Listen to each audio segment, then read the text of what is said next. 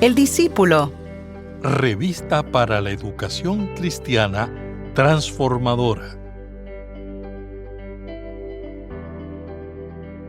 Cuando la fe de un pueblo parece haberse apagado, Dios levanta líderes que recuerdan las raíces y reavivan la esperanza. El rey Ezequías fue uno de esos líderes que, en medio de una nación debilitada por la idolatría y la amenaza extranjera, convocó al pueblo a volver al Dios de sus padres. Su llamado a celebrar la Pascua no fue solo un acto religioso, sino un regreso a la identidad, a la fidelidad y a la comunión. En la clase de hoy veremos cómo la obediencia y la celebración de la fe pueden traer gozo y restauración a toda una comunidad. Mi nombre es el reverendo Luis Felipe Ramos Román, pastor asistente en Evangelización y Educación Cristiana, y te invito a que juntos participemos de esta experiencia educativa. El discípulo. El discípulo. Una revista para la educación cristiana transformadora. Dios les bendiga a mis queridos hermanos y hermanas en este día. Qué bueno una vez más compartir con ustedes la palabra del Señor, y hoy estaremos trabajando nuestra lección número 2 titulada Ezequías guía al pueblo. Y hoy estaremos utilizando como texto bíblico el libro de Segunda de Crónicas, capítulo 30, los versículos del 1 al 9 y los versículos 26 al 27. Y el texto áureo para este día se encuentra en Segunda de Crónicas, capítulo 30, versículo número 26, que lee de la siguiente manera. Hubo pues mucha alegría en Jerusalén, porque desde los tiempos de Salomón, hijo de David y rey de Israel, no había ocurrido nada semejante en Jerusalén. Y en el día de hoy queremos cubrir los siguientes objetivos. El primero, considerar las razones por las cuales Ezequías fue reconocido como un buen líder en el reino de Judá. Número 2, examinar cómo el regreso a las raíces da sentido de identidad a las comunidades que han sufrido el coloniaje. Y número 3, apreciar que establecer vínculos de fidelidad a Dios y celebrar la cena del Señor es motivo de alegría para la comunidad de creyentes. Y el vocabulario para este día son dos, y hablamos de la Pascua. Y la Pascua es la celebración central de Israel de la liberación milagrosa realizada por Dios al salir del dominio del imperio egipcio. Y el segundo vocabulario es Asiria. Y Asiria es el imperio del siglo 8 a.C. que amenazó y dominó a Israel. Y les invito a que puedan acompañarme a leer el libro de Segunda de Crónicas, capítulo 30, versículos del 1 al 9, y luego los versículos 26 y 26 de ese mismo capítulo. Y leemos la revista y leemos la porción bíblica que está en nuestra revista impresa, El Discípulo, y estaremos dando lectura a la versión Reina Valera revisada. Y leemos la palabra del Señor en el nombre del Padre, del Hijo y del Espíritu Santo. Amén. Después Ezequías envió mensajeros por todo Israel y Judá, y también escribió cartas a Efraín y a Manasés para invitarlos a la casa de Jehová en Jerusalén, a fin de celebrar la Pascua a Jehová, Dios de Israel. Pues el rey había consultado con sus príncipes y con toda la congregación en Jerusalén para celebrar la Pascua en el mes segundo, porque entonces no la podían celebrar por cuanto no había suficientes sacerdotes santificados, ni el pueblo se había reunido en Jerusalén.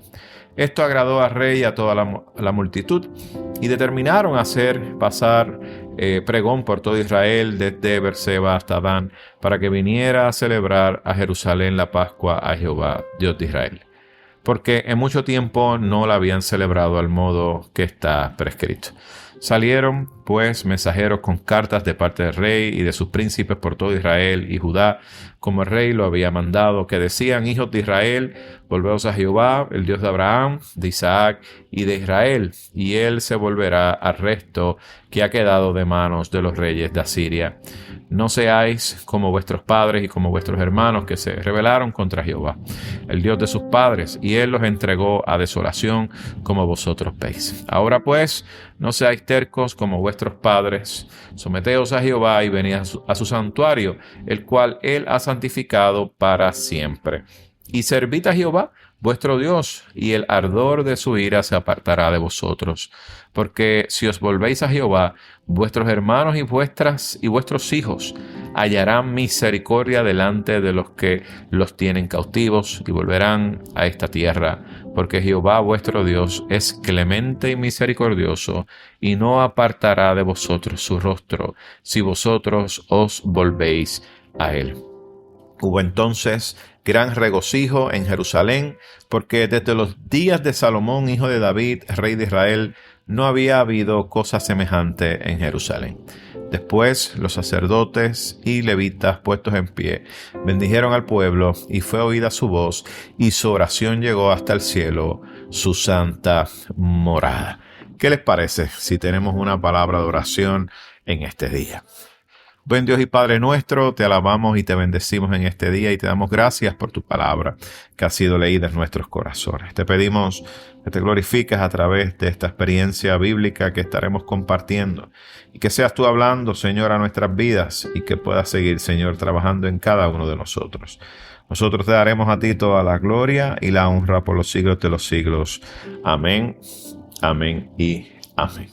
Bueno, mis queridos hermanos, hoy estamos trabajando esta porción de la Biblia que se encuentra en el libro de Crónicas y tenemos aquí un relato del reinado de Ezequías.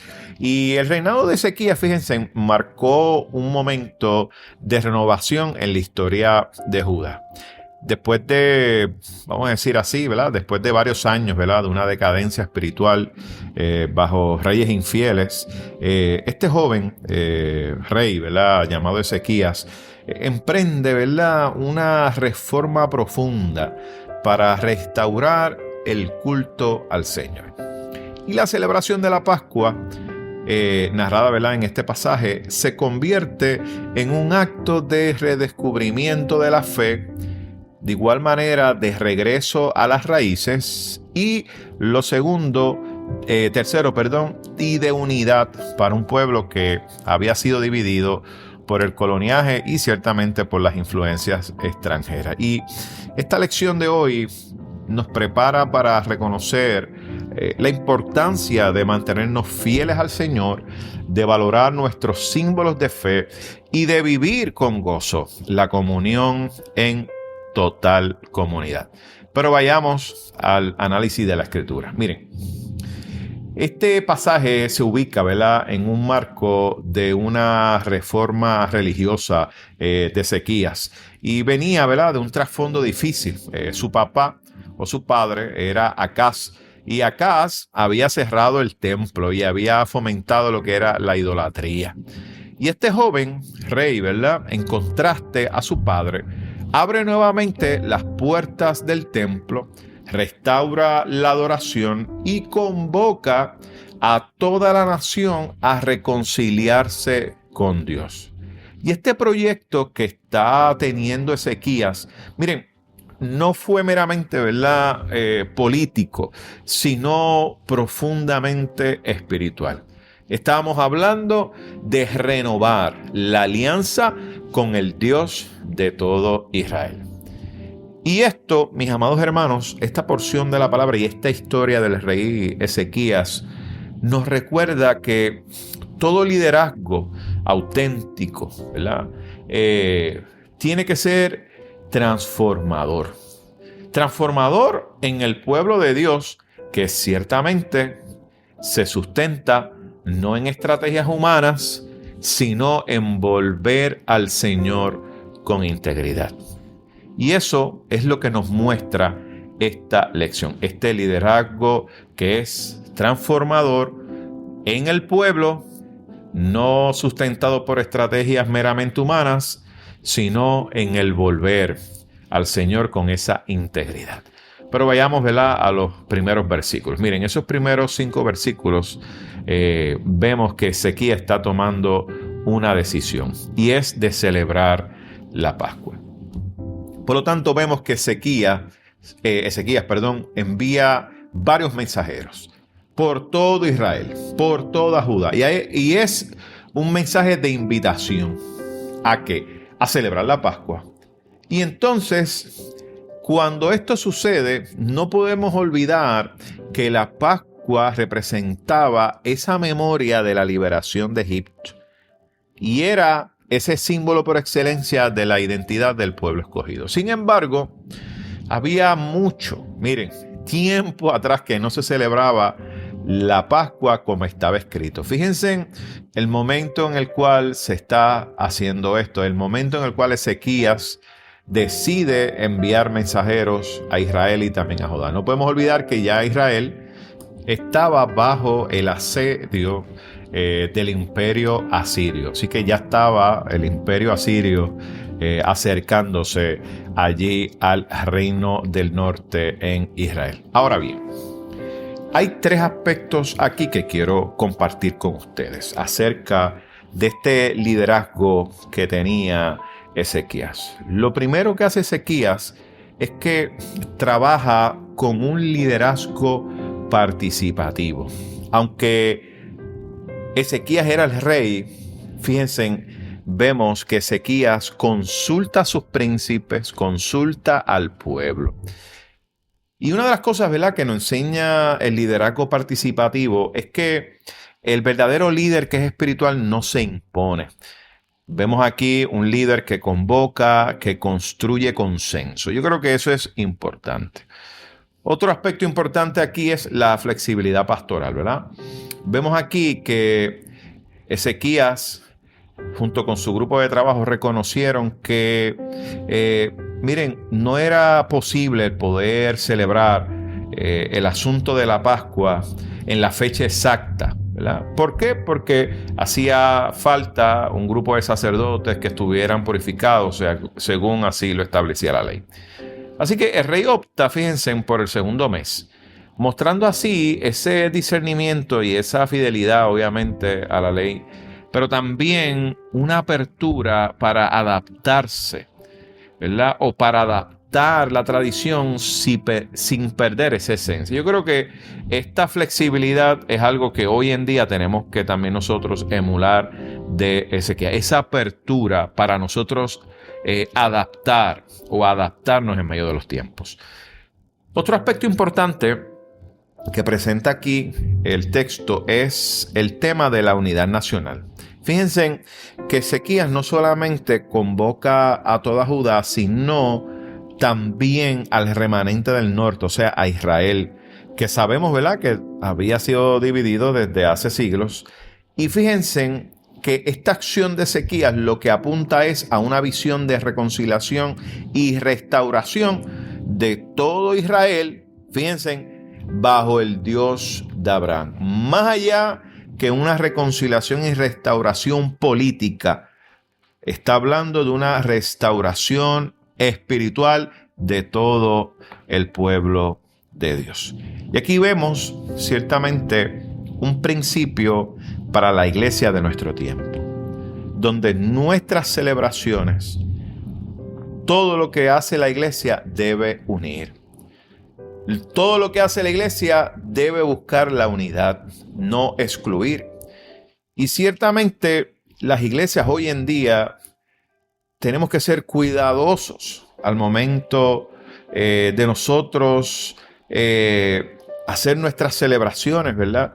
Que sean celebraciones que sean bien preparadas, celebraciones, que estén vividas con esa reverencia y no simplemente, ¿verdad?, como un mero formalismo, sino que sea una celebración bien pensada, que busque la unidad, que busque que el cuerpo de Cristo siga estando unido en medio, obviamente, de la diversidad que existe. Ahora bien, los versículos 6 al 9 vemos que Ezequías hace un llamado al arrepentimiento. Y las cartas que envía a toda Judá y a toda Israel tenía un mensaje central. Y este mensaje era: volveos a Jehová, el Dios de Abraham, de Isaac y de Israel.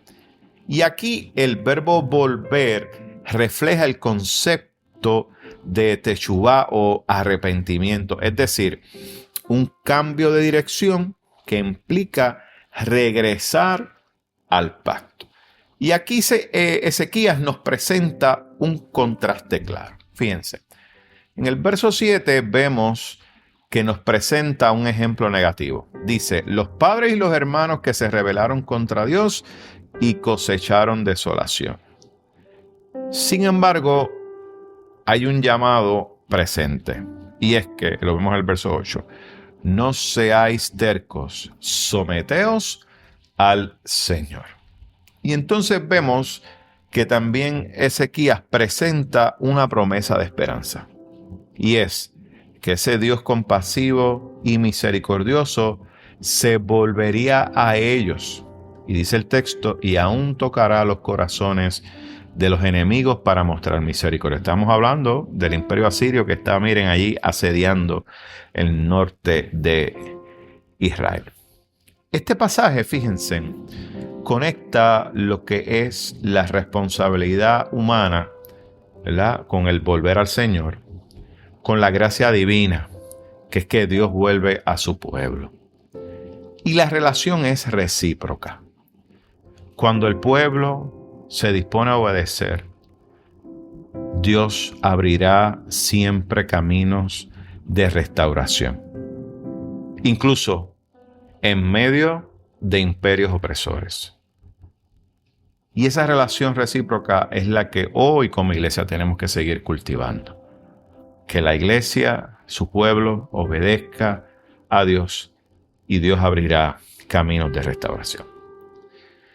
Pienso que para la iglesia hoy, la voz de Ezequías sigue resonando.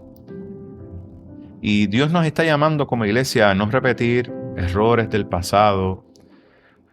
Pienso que Dios nos está llamando a dejar a un lado la terquedad y de igual manera comenzar a experimentar que la gracia del Señor puede transformar incluso situaciones del cautiverio moderno. ¿Y cuáles son esos cautiverios modernos? Las adicciones, las estructuras de pecado, la indiferencia espiritual y entre otras. Pienso que si la iglesia experimenta esa gracia del Señor, miren, podemos ser transformados, aún en medio de los cautiverios que tenemos. Los versículos 26 al 27 nos presentan ese gozo de la restauración. Fíjense en que el resultado de la convocatoria fue una celebración masiva. El texto nos dice que hubo mucha alegría en Jerusalén.